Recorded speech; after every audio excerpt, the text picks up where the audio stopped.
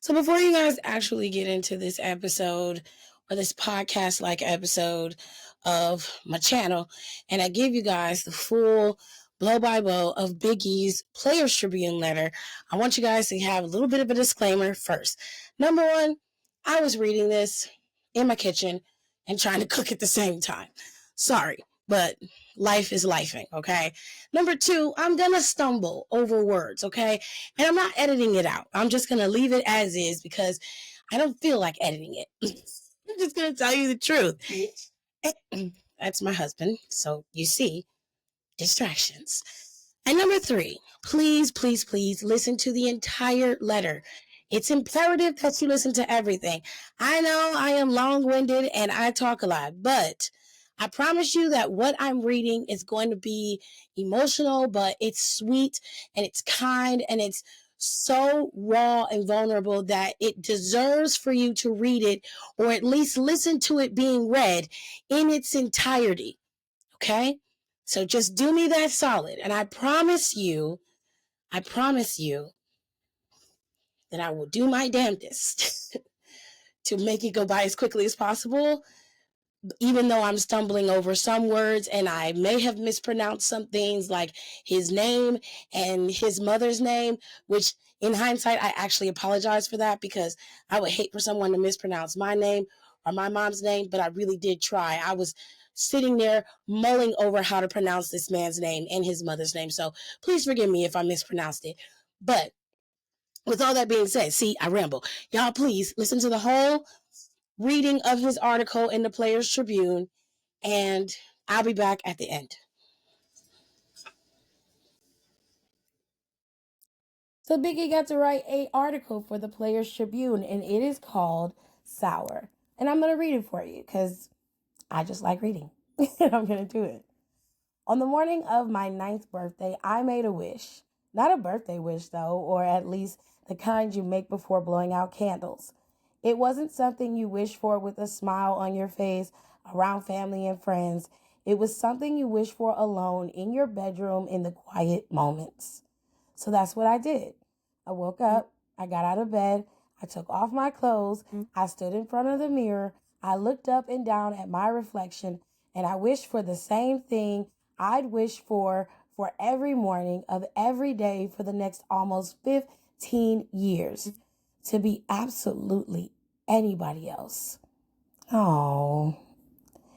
Like most long stories, mine starts in Florida. I grew up in Tampa in the 90s in a household that was very conservative. My parents were both Caribbean immigrants. My dad, an apostolic preacher, came from Jamaica in the 70s. My mom came from a tiny island called Montserrat. I think that's how you say it. If I'm saying it wrong, I apologize. All right, let's continue. We had our own small community church, which my dad loved to tell people he built with his bare hands. He'd say it in this way that made it sound like a tall tale, but it was true. It held 60 to 70 people at capacity, though on some nights we'd be lucky to have 12. I remember it had this pool on one end with a sliding glass door, and the idea was that you could see people get baptized without leaving the pulpit. We went to church constantly, 6 hours on Sunday, another 6 or so hours during the week. Sometimes in the summer, we do these revival weeks where there'd be tent revivals for 7 full days. Ooh, baby, I do not miss them days. If it wasn't at church, I was mostly expected to be at home. If I was at home, I was mostly expected to be reading the Bible. I never had a sleepover, never trick-or-treated on Halloween, never went to a high school dance. Nothing like that. Oh my gosh. This breaks my heart. I love Biggie so much. I would have been like, I think I would have been that encouraging friend that would have been like, yeah, you need to keep away from her. I'd be like, come on, E, you gotta come with us. Anyways, I don't mind saying I grew up fearing my dad. I think my sisters did too. If we broke a rule, he'd tell us we were gonna burn in hell for disobeying him. If we missed the spot while dusting, we'd get spanked. I remember I forgot to turn off the alarm in our garage once, and I set it off, and she shoved me into a wall.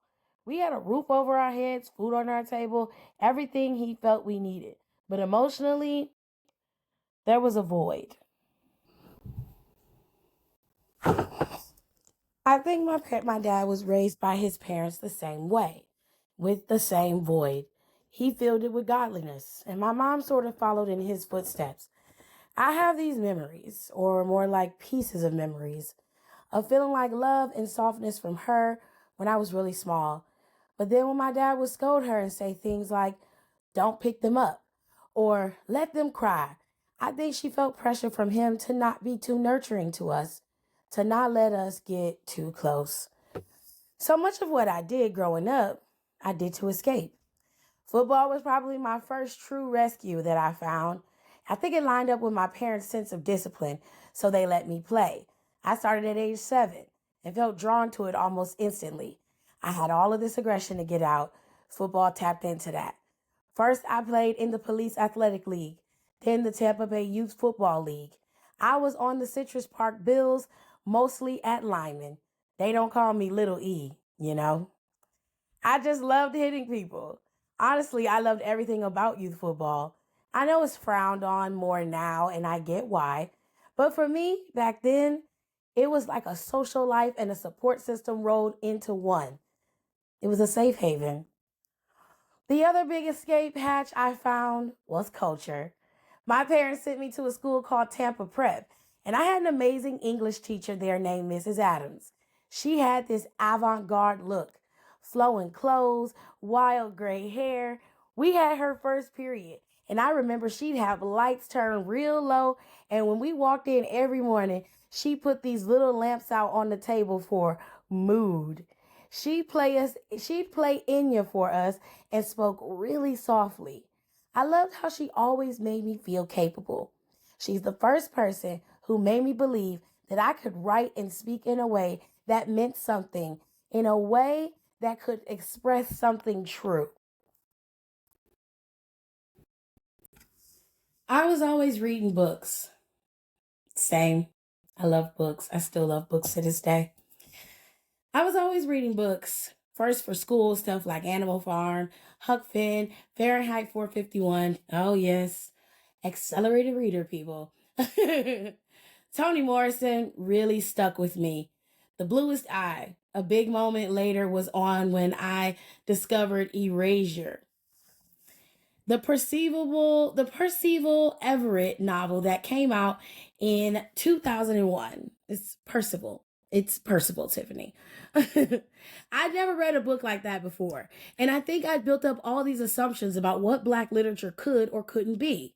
Seeing a Black writer be witty and irreverent and crude while still having so much to say, it changed my perception of what was possible, and it helped me understand my definition of Black art was too small. I also fell in love with hip hop. I still remember the first 2 albums I bought: NWA Straight Outta Compton and this Bone Thugs and Harmony hits compilation. Oh, period. Cleveland, go through. I was only allowed to listen to classical and gospel music at home, so I had to hide them from my parents. But I'd listen any chance I got. I wore those CDs out. TV helped too. I discovered a lot of artists through music videos. I really got into Tupac, Scarface, the Clips. Oh my God, Players, we ain't the same. I'm in the Cane and Guns. The Clips album was my shit, baby. I have that album. It's so scratched from me playing it so much. Baby, I don't even think, oh, what's the song that's on that album that I play so much and it will not play now? Uh, oh my God, I can't think of it. I'll think of it later. But baby, I loved it. Also, that Alien Ant Farm cover of Smooth Criminal, I won't lie, baby. That Alien Ant Farm cover hits. Okay, Biggie, me and you, we will vibe. We will vibe. My sisters and I, our favorite TV show growing up was All That. It was basically SNL for 90s kids. And one famous thing about that show, the theme song was incredible. I think TLC recorded it around when they were making Crazy Sexy Cool, and it was an actual bop. All that this is all that, this is all that. Yeah. Don't get mad at me because my voice cracked. I told y'all I'm still getting over my cold, but even then I will belt about. You feel me? Anyways, you hear that chorus and you know it's about to be a night. He is absolutely right. Everybody knows when all that comes on. The thing for all that, the thing for Keenan and Kel, motherfucking hits, okay? Anyway, the only problem was that what comes after the chorus, Left Eye starts rapping. Nothing bad, G-rated, but my girl is rapping. And for my parents, like I said, hip-hop was not allowed. So my sisters and I had a system. We turn on all that at 8:30 sharp, then flip to another channel at the exact moment when the rap was about to come in, then silently count down the seconds of how long we knew Left Eye's verse was, then flip it back to Nickelodeon and enjoy the show. I laugh so hard thinking about that now. The three of us launching this elaborate CIA operation every Saturday just to watch a little TV. But that's what it took. We did what we had to do.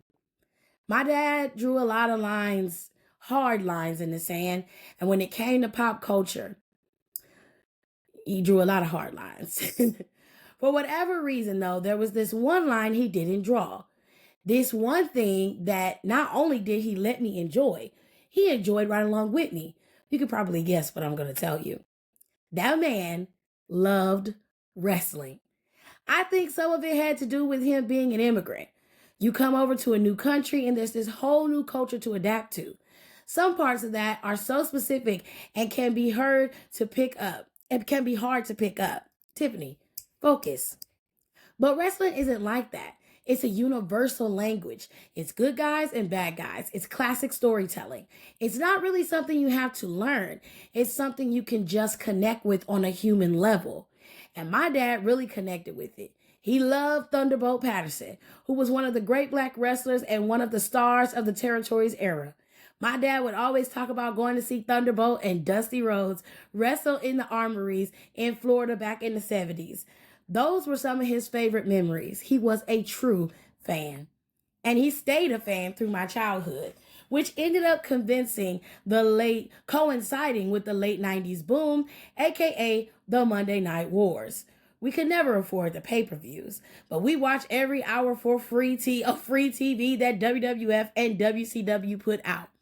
Raw and SmackDown, Nitro and Thunder, baby. Them was the days, okay? No joke, my dad got so into it, he started watching Raw 3 times a week. He watched it live on Mondays. Then there was a re-air he watched later that night. Then there was a Spanish language re-air, which he'd watch later that week. And no, my dad didn't speak in Spanish. He still watched though, and he couldn't get enough. Eventually, my sisters got into it too. That was big because they let me use their Barbie Dream camper van for the hardcore matches I put on with my action figures, and it really became like this whole shared fandom between the 4 of us. Wrestling was one thing we all were into, and the one thing my sisters and I could do with our dad besides church.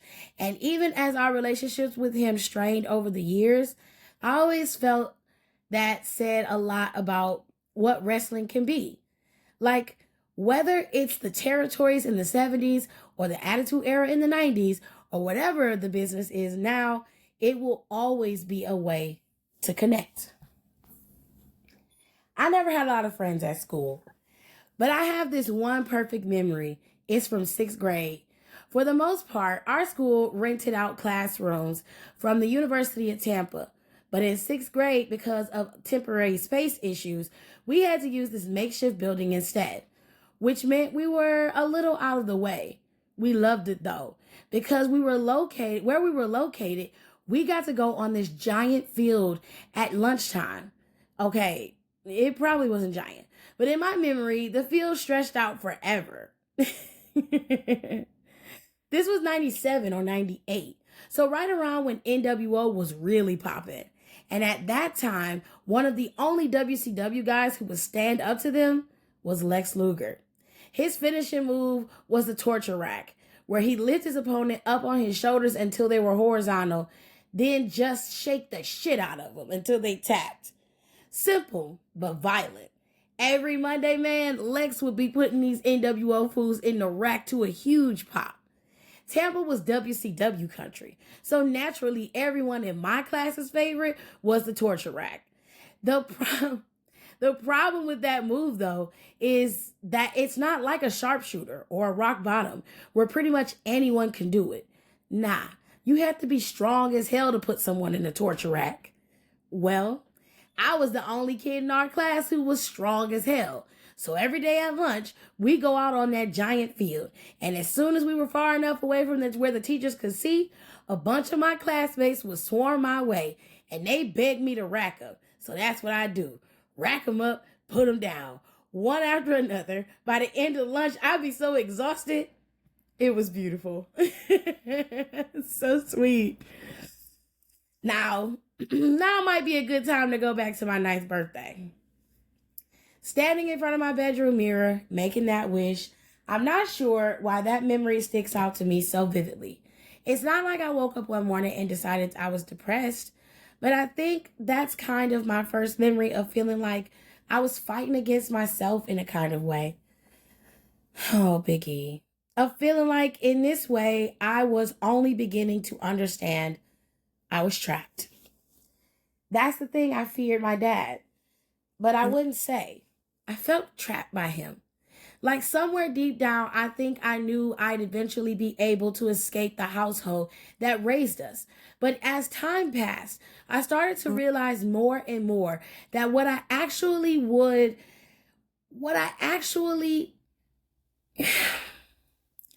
started to realize more and more that what I actually couldn't escape was myself.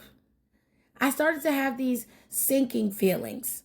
I was trapped in a body that I hated and with a mind that hated me. Oh my God. Oh my God.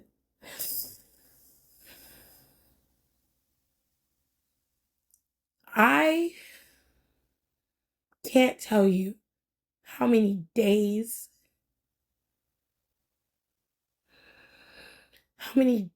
I've felt like that and didn't realize I felt like that. I'm gonna need a minute. Ooh. That's very tough to read, only because I know how he feels.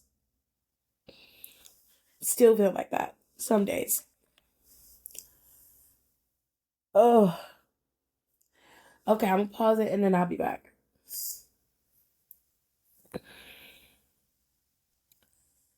Okay. Sorry about that, but that really stuck with me. I despised how my body looked during those years. I was convinced I was too fat, too short. I wanted a six-pack I'd never have, and to be tall like I never would be. And honestly, I wanted to be handsome. I thought Biggie was handsome as a kid.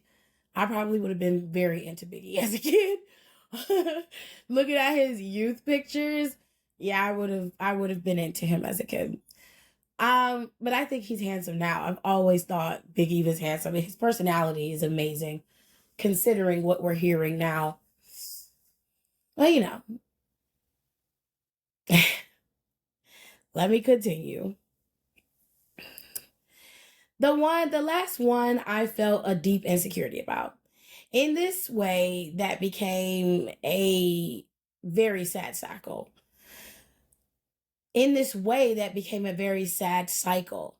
I never felt I was attractive, so I never thought girls would want me. So I never felt comfortable around girls, so I never dated, which only confirmed to me how ugly I was. I didn't have my first kiss until grad school, which is embarrassing to admit, I guess. But I want it in here. It's part of my story. I hated how I looked, and it haunted me for a long time. Oh, geez. And then as far as my mind goes, I don't think I really understood what was even happening to it back then. I don't think I knew I was depressed, but I definitely was. I don't think I knew I was suicidal, but I thought about wanting to die daily. I just felt trapped inside my own head, like it was controlling me, and not vice versa. Like I was only along for the ride as it was taking me to some really dark places. And of course, I'm writing this now, and I have the vocabulary to explain all of that, but at that time, I had nothing. It was the most confusing feeling in the world.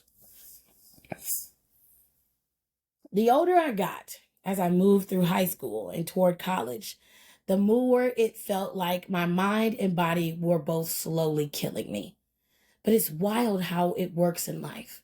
On the inside, you might feel like you're dying. And on the outside, you might look like you're not only coping, you're thriving. In the 11th grade, I received a Florida's Bright Future scholarship and was set to go to the University of Florida. Then in 12th, something unexpected happened. My parents couldn't afford the tuition at Tampa anymore, so they transferred me to public school.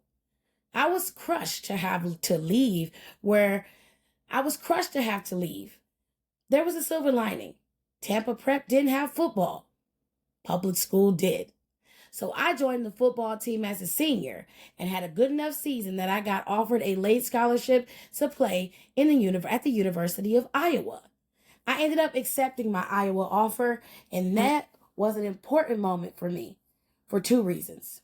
First, obviously, because it was going to change my life, but also because I'll never forget how I felt inside the day I signed the same. But also because I'll never forget how I felt inside on the day that I signed the same. I felt the exact same. The emptiness, sadness, frustration, confusion I always felt. And I remember that being so jarring to me. It was like the most amazing thing just happened. Shouldn't I feel amazing? Aren't those like the rules? Why don't I feel better at all? It turns out that those aren't the rules. And instead, it was this ironic situation where I'm on my way to Iowa on a full ride as this high achieving guy who from the outside seems like he has it all figured out. But on the inside, it's as if that guy doesn't exist. I was a mess inside. Actually, I was more like a ticking time bomb on the inside. And my achievements were kind of this mask that I wore. They were the outer layer that kept people from seeing that time bomb tick. And then my outer layer started to crack. The first crack came on the academic side. I decided to be pre-med at Iowa, which was a terrible idea. My whole life I loved reading and writing. And if I'd followed my heart, I definitely would have been a lit major. But I think I felt pressured of like, what are you going to do with a lit degree? Be serious. So I convinced myself I was making the responsible choice with pre-med. And let's just say, science was not my calling in life. I was miserable, and my grades reflected it. The second crack came on the athletic side. At the beginning of our season, the late Ron Aiken, our defensive line coach, told me, we're thinking about not redshirting you. We want you to play. I was so excited. This was a team that had finished 8th in the country this year, and they wanted me to play as a true freshman. Maybe a day or two after hearing from the coach, I tore my ACL. And just like that, I was out for the year. We ended up winning the Big Ten that year, co-champs with Michigan. And while I was happy for my teammates, I remember feeling so down about not getting to be a part of it. In my head, I felt like I was being left behind. Like all those guys were making the school proud while I was just burdening it, draining out resources to pay for surgeries and rehab. And then as soon as I finished rehabbing my knee, it's crazy. I tore my other one. I think that all this stuff just kind of accumulated and accumulated. And at some point, I looked around and it was like, what or who even am I? I didn't feel like a student because I was so ashamed of how I struggled as a pre-med. And I didn't feel like an athlete because I was so ashamed of how I tore both ACLs and couldn't play. And if I wasn't a student and I wasn't an athlete, if I didn't have either of those things, then maybe I was just no one. And it's like all of a sudden, I lost whatever was left of that layer holding the mess together. And I pretty much started falling apart. What had been vague thoughts of me wanting to die became specific thoughts of wanting to hurt myself. I felt like overnight my depression went from a cloud hanging over me to a full-on storm I was caught in. I started to disassociate. Well, first I'd have these headaches, these crippling, numbing headaches that weighed a ton. And then, okay, you know the famous floating dolly shot that Spike Lee uses in his movies? I started to feel like one of those. Like I was frozen in space while the world was going on around me. Like I was a fly on the wall, but somehow I was the wall. I also started to isolate more and fixate and spiral. I get these scary hallucinations. Like I'd be staring at TV turned off, then suddenly these demons would be all over the screen. Or I'd look up at the ceiling and suddenly thousands of bugs would be crawling on it. And what's crazy is I know they're hallucinations. I'd argue with myself like, no, that's not real, but it didn't matter. Finally, the most terrifying of all, I started having these episodes where I would just totally lose control of my mind and I would spin out into the most horrible ideas, like truly horrible. It would almost feel like I was being controlled by my own brain as I tried to come up with the worst things I could possibly think of. Running into the school with a weapon, hurting young people, stuff like that. Stuff you know you're not capable of and wouldn't want to admit you're capable of, even having the idea of, but it's hard to ignore that the idea was still there. And when it would pass, I think I'm sick, I'm evil just for having those thoughts. And I don't need to be here, being a danger to people. I don't need to be alive. Oh my God. If we're being brutally honest, a lot of times this is where the story ends. A lot of times when someone's mental health gets to a low point like mine did, they feel as messed up and hopeless as I felt. They don't bounce back up. They keep spiraling until there's no more spiral left. That only could have been how my story ended. It probably would have been. And the main reason it wasn't, it's something that sounds so simple. But if you know how stuff works, you know it's a minor miracle. Someone noticed that I was struggling, and they offered help. For me, that someone was Coach Aiken. He never actually told me what it was specifically that he noticed. But the truth is, I doubt it was one specific thing. This was right after my second ACL tear, and I think he just sort of paid attention to my words, to my behavior, body language, my disposition, to all those little hints a person can give that they might not be okay. That moment, Coach reached out.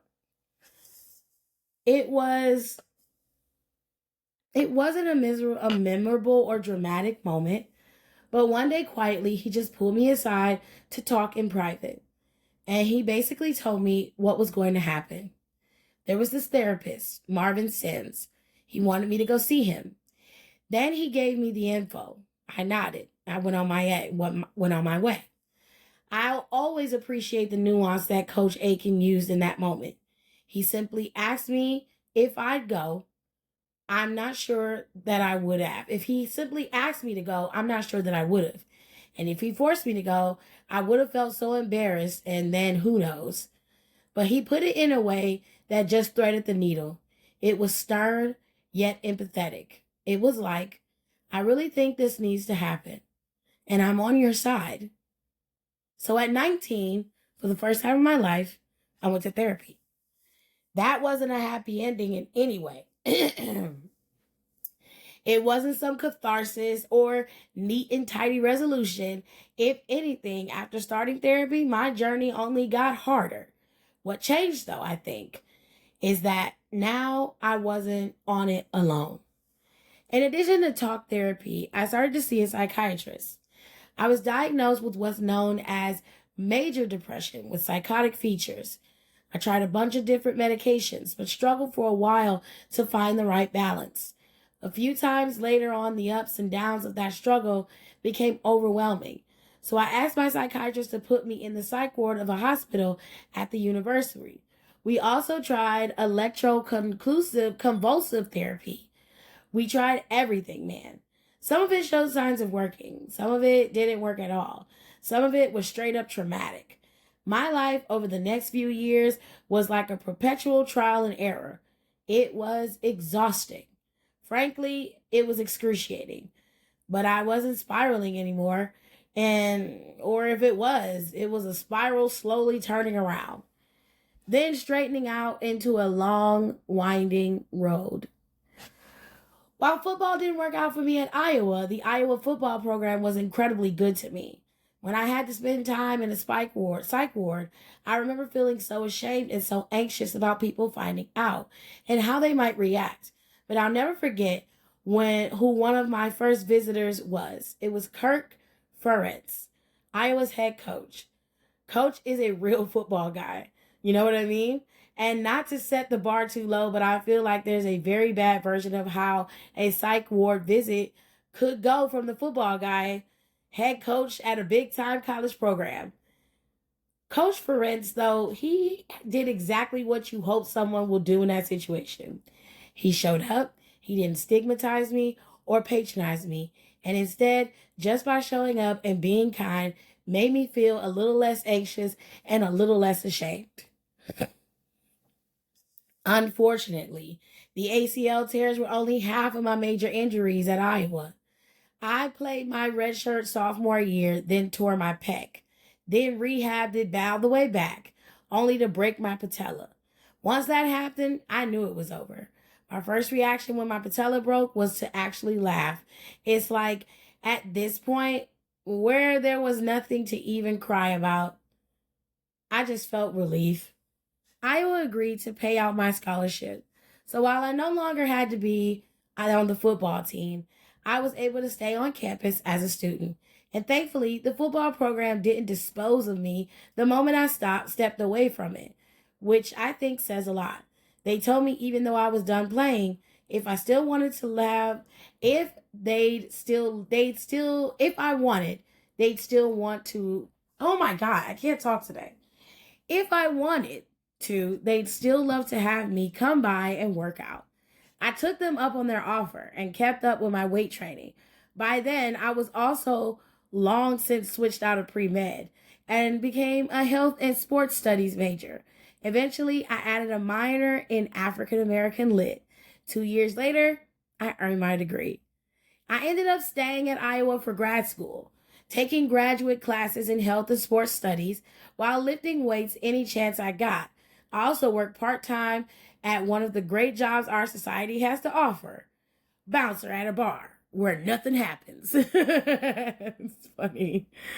Right around the time there was this guy, Mike Daltrey, or Dalty. Is that Dalty?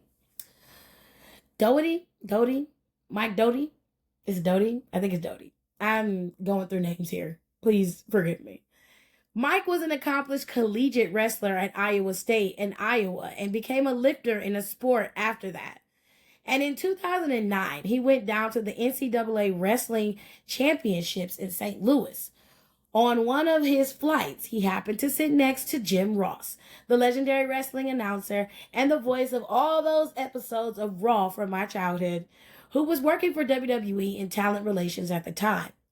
Mike was wearing an Iowa wrestling sweatshirt, and I guess the two of them got to talking. At the end of their conversations, JR essentially tells Mike if there are any athletes Mike knows at Iowa who are done with their college careers and want to be involved with WWE, to give him a call. Mike then reached out to Mike Humple. I want to say? a friend of his and former teammate of mine who played for the Steelers. Humple had missed most of the rookie season with an injury, but now was back in Iowa training. He and I would always be in the weight room together.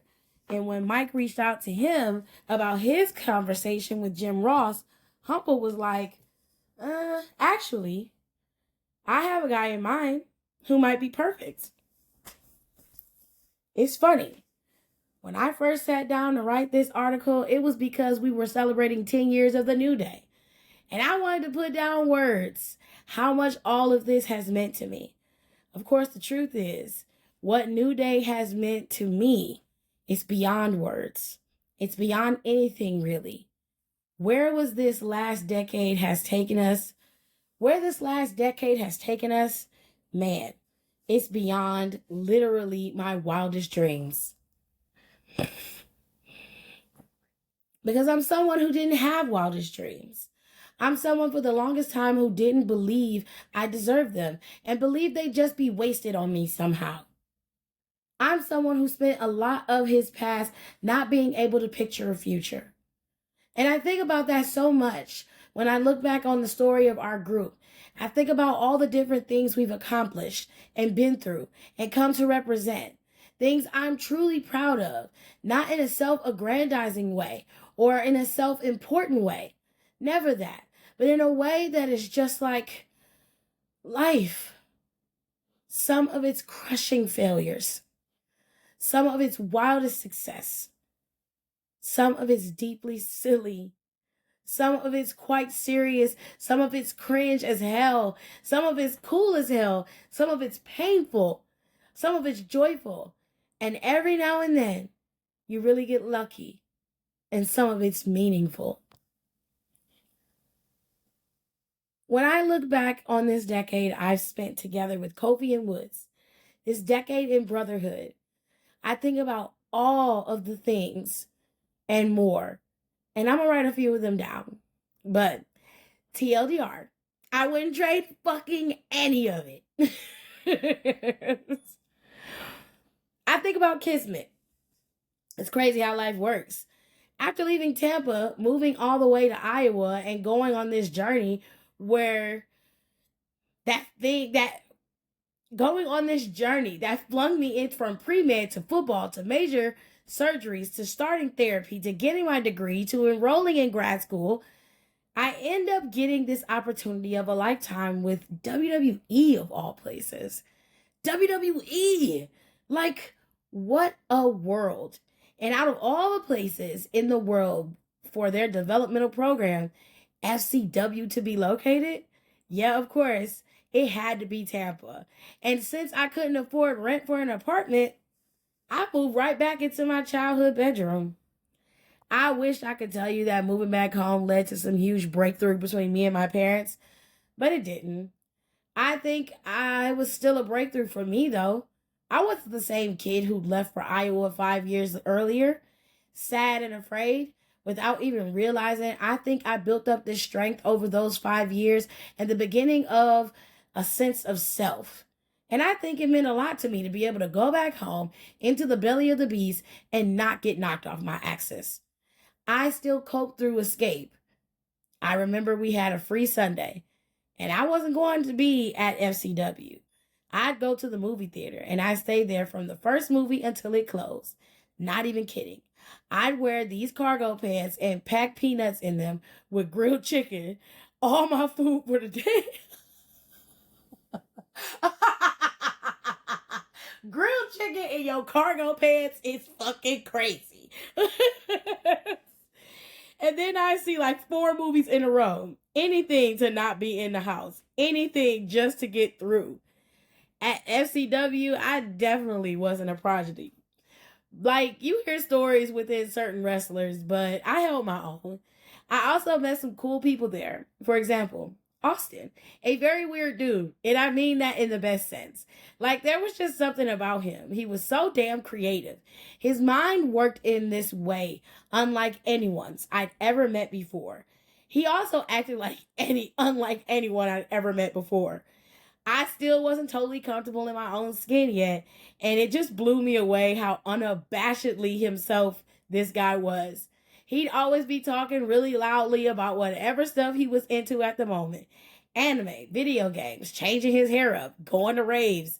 In this way where if anyone else talked like that, they'd be probably annoying or alienating people. But he was so confident with it, so unapologetic, that it only ever sounded cool. He was just different. We worked together at FCW a bit, and they gave him the name Xavier Woods. They gave me the name Biggie Langston. Flash forward to 2014, and that's when I experienced a second piece of Kismet. After a few years of FCW, which then became NXT, I'd made it up to the main roster in WWE. Don't skip over the fact that you were the NXT champion. Come on, baby. Give us the deeds. I understand that this is about New Day, but you were the first Black NXT champion. Let's talk about it. Anyways, I made it up to the main roster in WWE, and to be totally honest, it wasn't going well. I'd had some good moments in my debut. I gave John Cena a beatdown. Sorry, John. I got to work with some amazing talent like AJ Lee and Dolph Ziggler. I won the IC title. But in terms of finding that one thing that makes you you, that helps you connect, I hadn't found that yet. I felt like I had all this personality inside me, all these sides of myself that I wanted to let out, but it's not that simple in wrestling. You can't just walk out in the door. You can't just walk in the door as a young wrestler and be yourself and expect fans to organically find you. You need a hook, a character, a way to get noticed by the office and get on TV. I didn't have mine, and I started being used less and less, which is often what happens before you get released. Then there was this one day. I know the exact day because it was on the afternoon of our Extreme Rules show that year, May 4th, 2014. I get pulled aside by Road Dogg, the former wrestler who became a producer, and he tells me, "Alrighty, we want you to go to pre-tape room and just try some stuff. That's code for, we like you, but we don't have anything for you. It's the doctors telling you, we're not giving up, but it's bad. It's the writing on the wall." Later the same day backstage, I get a tap on the shoulder, and it's Xavier Woods. He's on the main roster too now, in a spot similar to the one I'm in. He wants to pitch the office on a new group.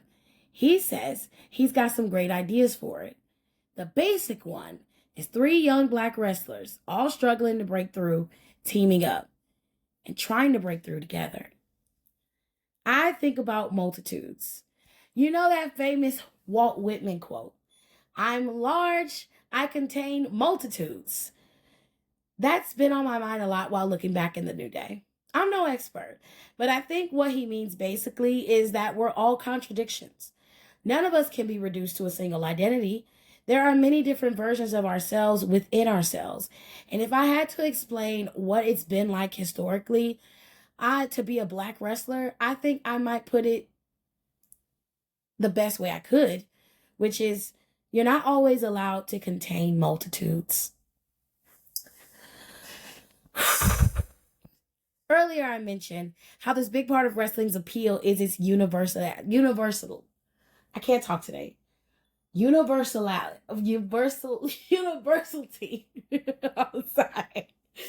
so sorry. It's universality.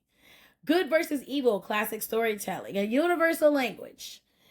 That's very true. But the downside of universality can be oversimplicity. Characters are used based on stereotypes or painted with a broad brush, or put into a limited number of boxes. And you can see that downside in the industry has treated Black wrestlers over the years. They've often been cast as brutish thugs or smiley, unthreatening types. They've often been presented as angry or unintelligent or both. And they've often been underpushed, i.e. not gotten the opportunities they've deserved.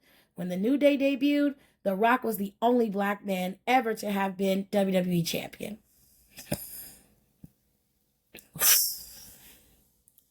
Actually, Woods' initial idea for the New Day was to reboot the Nation of Domination, the Attitude Era group that The Rock got his start in. The Nation was a faction of black militants, and while it had a lot of cool moments, and those guys are all legends, Woods, Kofi, and I are not militants. But I think that just tells you what it's been like at times to be a young black wrestler trying to make it. You pitch based on what you feel will get you on TV. And what you feel will get you on TV is probably what's gotten on TV before. And what's gotten on TV before is a very narrow definition of blackness. That's pretty much how we ended up being given the gospel-inspired idea for our debut. The day that Road Dogg sent me to pre-tapes, I played around with a bunch of different deliveries. And one thing they liked was when I started using this voice that was this kind of apostolic style of preaching. The style I grew up with. And then I guess the office heard it and decided, let's lean into the gospel. Because for some reason, they were enamored by the Southern Black Church.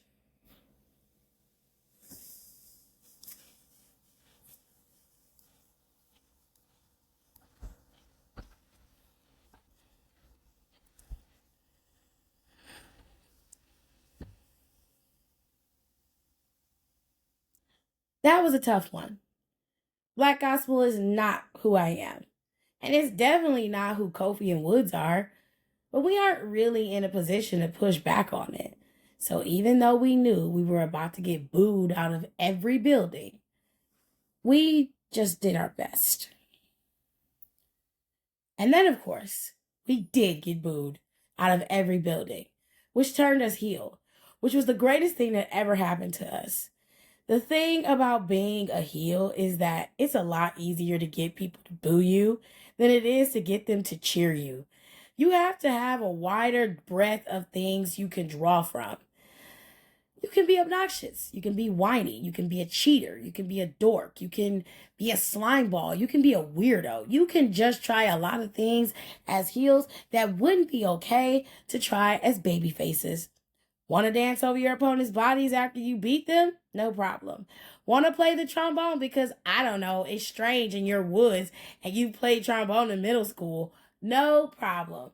As a baby face, the office is going to micromanage you and keep you on a very short leash. But as a heel, the leash is long. And once we realized that, I think it was like, okay, what do we want to do with this long leash? And the answer was pretty obvious. Let's be ourselves. So we started to throw out our own experiences into the group. Some of my favorite things we did during that period were around stuff just like made us laugh. Like there was this one really popular little black girl who went viral dancing like while someone else is off to the side saying, "Do it for the vine, I ain't gonna do it. Do it for the vine, I ain't gonna do it. Do it for the vine, hey, do it for the vine, yeah." The three of us loved that video. So we just started saying it to each other on TV, but with our own little New Day spin. Do it for the day, I ain't gonna do it. Do it for the day, I ain't gonna do it. It was just like this tiny piece of culture that resonated with us. And I think what we started to realize is how many wrestling fans this stuff resonated with too. So in fact, so many, in fact, that they turned us right back into baby faces. Booty-os! Only now we got to do it in a way that felt like us. Like our WrestleMania 32 entrance, that's just Woods being Woods. We had an idea based on Dragon Ball Z. He and Kofi are both fans. And this talented designer named Michael Mosley helped us bring it to life. Where not only would our gear be inspired by Dragon Ball Z characters, our entrance would look like we're toys being poured out of a cereal box. I still can't believe they pulled it off. Or like Kofi, he's a massive sneakerhead. And one day on Twitter where there was this controversy brewing around Steph Curry's new dad shoe. Immediately, we thought, yeah, that's a segment. We found the nearest Foot Locker, picked up a pair of hospital white Curry 2 lows, and cut a promo on TV that's literally just Woods and I roasting Kofi for wearing these shoes. Man, or even the rap battle segment. Like, we're all such hip-hop fans, but one of the rare times I've doubted Woods was during our feud with the Usos, when he said we should do a rap battle with them. I know rap well enough to know I shouldn't be rapping. I'm thinking this has a chance to be hot trash, but it wasn't. And I think the reason is because of how much love went into it and how clear it was that we were having fun doing it. I'd never compare us to Percival Everett, who is objectively a genius. But I think back to a lot of that feeling of first discovering Erasure. I remember how it changed my life and why. It really wasn't because of what that one book was. And it was because of what it revealed about what other books could be. I grew up thinking that Black lit had to be this one thing, and maybe these one or two things way over here. And then I realized, no, that's not true. It could also be this thing. And if it could be this, well, then I guess it could also be this thing, and this thing, and this, and this, and this. And you just keep going and going until the world isn't so small anymore. Until suddenly it's a lot more than just books. That can be anything. Music can be anything. Movies can be anything. Anime can be anything. TV can be anything. Gaming can be anything. Culture can be anything. Blackness can be anything. Xavier Woods, the weird dude from SCW, playing New York, New York on his trombone in front of 15,000 people at Barclays Center can be anything. Wrestling can be anything. The New Day can be anything. The New Day can be anything. The New Day can be anything. You know what I mean?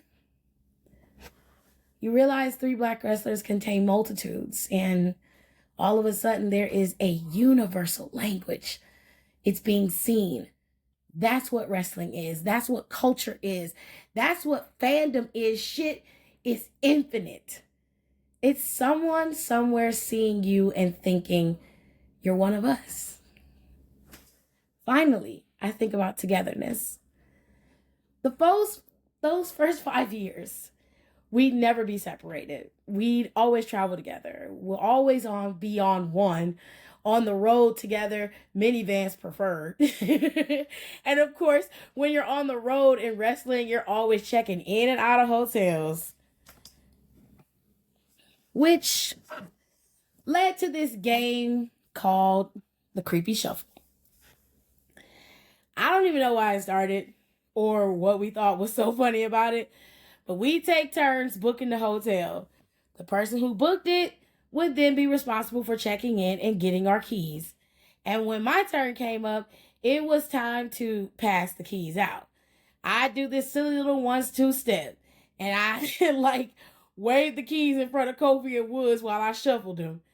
Almost like I was a vaudeville act or a street magician or something. Who wants the keys? Who wants the keys? Woods, annoyed, would tell me that I looked like a creep when I shuffled. And somehow it turned into the game where you would get your hotel card and comes in one of those tiny envelopes with your room number on it. And let's say your room number is 510. Well, in the game, your room number isn't 510. It's whatever those digits add up to. So if you add 5, 1, and 0, your number is 6. And every hotel, we'd have our number. And whoever was the lowest, they'd get a punishment of some kind. Like they'd have to carry the other 2 guys' bags up the stairs. Or we'd get to watch a bunch of episodes of a TV show they hated. Woods hates Breaking Bad, for example. Just really stupid stuff like that. Anyway, that's it. That's the Creepy Shuffle. This is not an interesting game. It's like my favorite memory in the world. Oh. People would ask us all the time, when are y'all breaking up? In wrestling, that's how it works. That's business. In a lot of ways, from a business standpoint, it's the group's entire purpose. You build it up into something, ride the wave, let it crest, then let it crash. And on the other side of breaking up, there's a whole other wave of business. You feud with each other, wrestle against each other, chase individual glory away from each other, then you ride that wave until it crashes. Now it's time for an emotional reunion. Circumstances pull you back together. You put aside your differences. Who can even remember them? And hug it out. There's a huge pop. It's a beautiful moment. On sale now. Reunion merch on sale now is what he said. But we always held firm that we weren't going to do that. First of all, we didn't want to break up. Our feeling was, why should we? Who cares if that's how it works? Why couldn't we be different? And second of all, wrestling is a ruthless profession. It really is. And at some point, I think we saw that this was more than just a group. It was our careers, our livelihoods, and it felt like a lot of people who be clamoring to break us up, they be doing that from that privileged place of not having to answer the question, and then what? Like, okay, we break up. There's some cool moments. But what happens between those moments, and what about after them? Being real, none of us come from money. And being more real, none of us are 6'7". None of us look like Brock Lesnar. None of us, at this point, were goated as single stars. Well, to us, Kofi was, but we'll get to that. So the way we saw it, broken up, there was a lot of risk. Broken up, the chances of us falling through the cracks felt real. But together, all right. So there's a term we use when we discuss this called floating, where you got your guys at the top of the card who are always involved in a story, a big story. A lot of time, main event matches, and then you've got everyone else. For everyone else, it comes and goes. Sometimes you're involved in stuff, sometimes you're not. Sometimes you're higher on the card, sometimes you're lower, sometimes you're not in it at all. You're never really anchored to anything, though. You're floating. And let me tell you, man, floating can be stressful. It can be a grind. And I guess the way we looked at it is, if we're going to have to float, let's fucking do it together. If we're going to have to struggle for TV time, or move up the card, or stay on the card, then let's do that together. You know the phrase, betting on yourself? That's a popular idea right now. People love to say it. It sounds great, but it also sounds lonely. And I think at some point we decided it just wasn't for us. We decided we're betting on each other no matter what happens. We're betting on the new day. We're betting on the group. And I think if there's one reason we've been able to win that bet, it's the obvious one. It's real. Kofi Mania? That was real. Kofi is a GOAT. And he was passed way too often. And he was underappreciated for way too long. And we did have notions as to why. We felt that. So while that's Kofi's world title and his alone, and Woods and I would never claim a piece of it, we felt all of it. It wasn't won by the group, but it came from within the group. And it was for the group. You know what I'm saying? And when Woods won King of the Ring, it was for the group. And when I grabbed Money in the Bank, it was for the group. And when I won that title, becoming the 4th ever Black WWE champion after The Rock, Kofi, and Bobby Lashley, it was for the group. I think about our interesting life. Sorry, y'all, I'm in my kitchen. I'm sorry. I think about our interest theme a lot. How we were this trio. But when the intro starts before our music, it's my voice alone booming in. At first, I pushed back hard on that. We were always adamant there'd be no leader in the New Day. No hierarchy, just us doing us. So I felt weird about my voice being at the forefront of our presentation like it was. But Woods and Kofi weren't hearing it.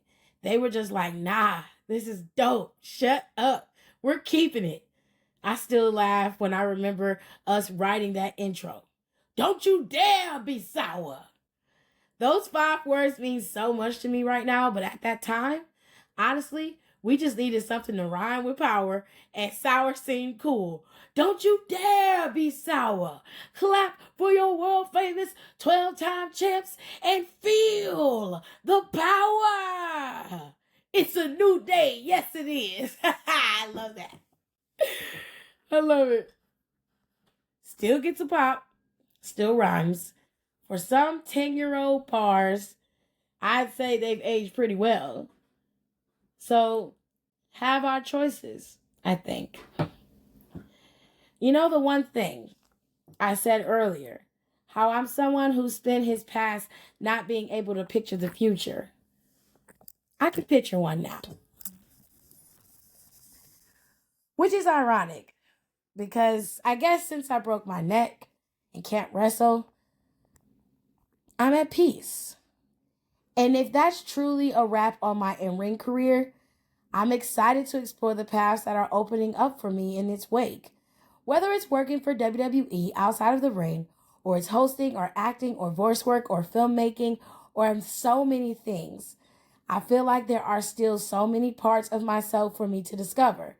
I feel like I've spent the last 10 years with Woods and Kofi on this amazing life-changing project, trying to perform a version of wrestling that's in the image of all the things we love.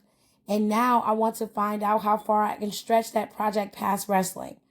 I want to see if I can actually create some of those things we love. I am also in love. I won't lie. It's really the best. My partner's name is Kristen, and we've been together for almost a year. Relationships haven't always come easy for me, and like I said, it took me longer to even date at all than it takes most people, but it was worth the wait. Our first date, was actually at the premiere of Tez and Bianca's Hulu show, Love and WWE. I know, so cheesy. Kristen is the sister of me and Yem, and we've been DMing for a bit in a friendly, flirty way. And I knew she was going to be at the premiere, so we made plans to hang out. Save me a seat, I asked her. Then I ended up running a little late, and when I got there, Titus O'Neil was about to sit down next to her. What a heel! But Kristen is a weird one. She was like, no, this seat's saved. I got Titus out the way, and the rest is history. I'm kidding. I love Titus. I just felt an energy with Kristen I never felt before. We were at this premiere with all these beautiful people, all these famous actors and entertainers, and none of them even registered for me. There was only one other person in the room that night, and what's crazy is I knew I wanted to see her more after that. But if I hadn't been out with my broken neck, I probably would have been too busy to make it happen. Instead, it's like it all just fell into place. Now we're planning to get married. We bought a home together in Oakland. I don't know, man. It's a good feeling. I'm excited about what's possible. And maybe that's the best thing I could say about this last decade, about this journey. I've been able to go on with Woods and Kofi and somehow millions of people around the world. I don't know if the New Day saved my career or my life, but I know it turned them into things where anything feels possible. And I'll always be grateful for that. I have another smaller milestone coming up in a few months. March 1st, 2025, I'm turning 39. It's hard to believe. It's hard not to think about how that will be 30 years to the day from my 9th birthday, when I woke up in the morning, stood in front of the mirror, and wished so badly to be anyone else. When I saw a kid reflected back who didn't know how to be cruel, how not to be cruel to himself, who didn't know how to want to be alive, I'd give anything to be able to look in the mirror now. See 9-year-old Ettore, I hope I'm saying his name right. I apologize if I'm not. Staring back at me and just reach out and hug him. Oh my gosh, I'm going to cry. I got to get it together. I give anything to be able to talk to that kid at a time when I know how desperately he needed it, but I can't. So I guess I'll have to settle for talking to my old ass 39-year-old self. Jesus. That's a guy who's been through a lot. And when I see him in the mirror next March, I know what I'll say. I think I'll tell him, don't you dare be sour. Clap for you. No, I'm kidding. I'll tell him what he already knows. It's okay to be sour. It's okay to be frustrated or sad or down on yourself or even wake up some mornings and not want to be yourself. It's okay to have bad days, but just keep having days. Just keep going. My God. Just keep going. Just keep waking up and trying again. Because every day won't be like that. I promise. And tomorrow is a new one. My God. Why do you have to make me cry? You know? Oh, jeez. Oh, my God. I think in reading that, obviously, Biggie's an amazing writer. And I wish that he would write his book. And I would buy it, just like I buy everybody else's. But he has a way with words. And I feel like he could do amazing things as a writer. He could be great as a writer. I think the most beautiful lesson that I have heard in this story is one that I have been screaming for years. Is that Black people are not a monolith. We are not just a one-size-fits-all people. We come in all different shapes and sizes. And it's okay to be that way. We don't have to be presented in a way where we're always angry and we're always thugs and we're always fighting. And there's always a certain level of toxic masculinity that we have to exert as Black men, and the over-sexualized nature of Black women and the stereotypical hood, angry Black woman that we have to be in order to get over with the masses. It doesn't make any sense because that's not who all of Black people are. We exist in so many different ways. And just like he said, we are a multitude. We are complicated. We are complex. We have so many different layers to us. And it's not fair to present us in a way where people only see us in one light. The one thing that New Day was able to do and did very, very well was make sure that what we saw was them. And it wasn't just some little toy or some game that they were playing. This was truly the aspects of who they are. And they were happy to present themselves in that way. So the pancake throwing and the waffles and the booty O's and the anime, the kid-like personas, the fun that they were having, the rap battles, everything they were doing, the trombone, all of those were aspects of each one of them.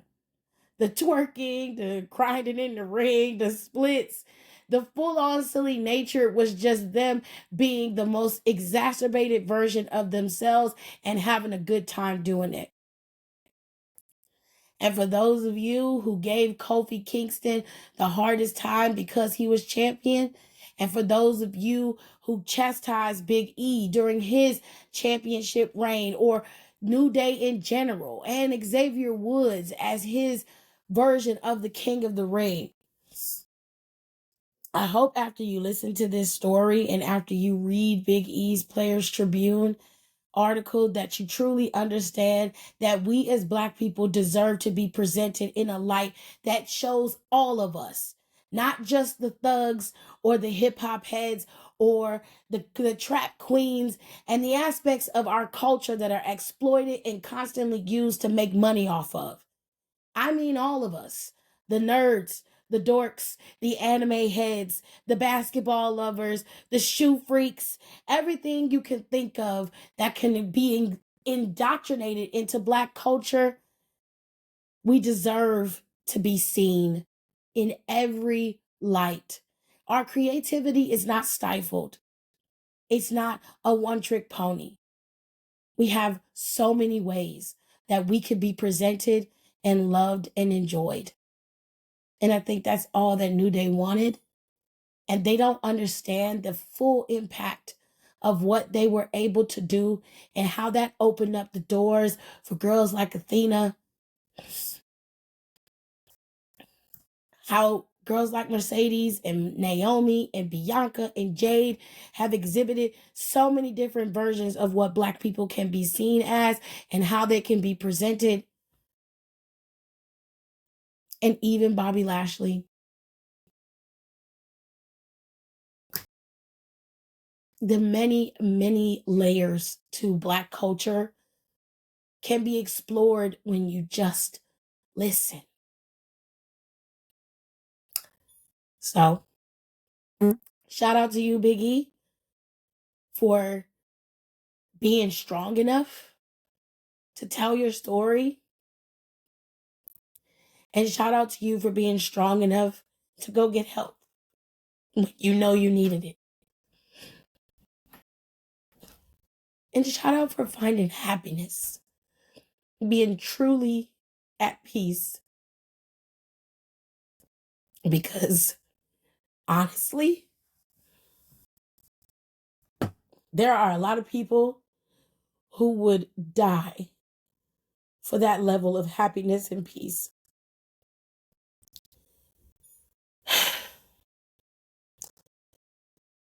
So, with that being said, I'll see you guys tonight. Well, ladies and gents, that's it. That's all. And we ain't got no more. So I hope you guys enjoyed Biggie's Player Tribune letter. I enjoyed reading it. It made me cry. It made me laugh. It gave me everything I needed to do for today. And I'm hoping that today, with the New Day situation and everything that they have going on Monday Night Raw, that not only do we get the proper, I don't want the New Day to break up, is what I'm trying to say. And after reading this letter, I generally don't want them to break up. This letter has so much packed into it.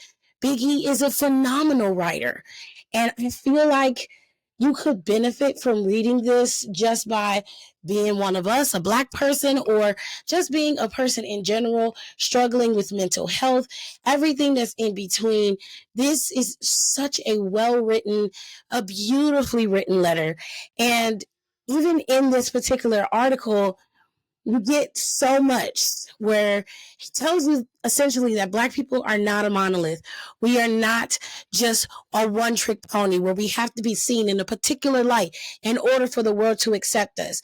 They proved, as the New Day, time and time again, that they were okay with being themselves, and everyone responded to them for being who they are, not for what people wanted them to be. And I want you guys to really listen to what he's saying when he's talking about Black people and how they are portrayed in wrestling. It's very important because that's going to be a topic of conversation coming up very, very soon. So I hope you guys enjoyed me reading and struggling to read this beautiful article written by Big E to the Players Tribune. It definitely was a tearjerker, but it was such a lovely and vulnerable read. I'm so happy for Biggie that he's happy and that he's in love and he's having a wonderful time in life because, babes, we only get one life. You only get one. So you gotta live that one life to the greatest of potentials. With that being said, I'll see you guys very, very soon.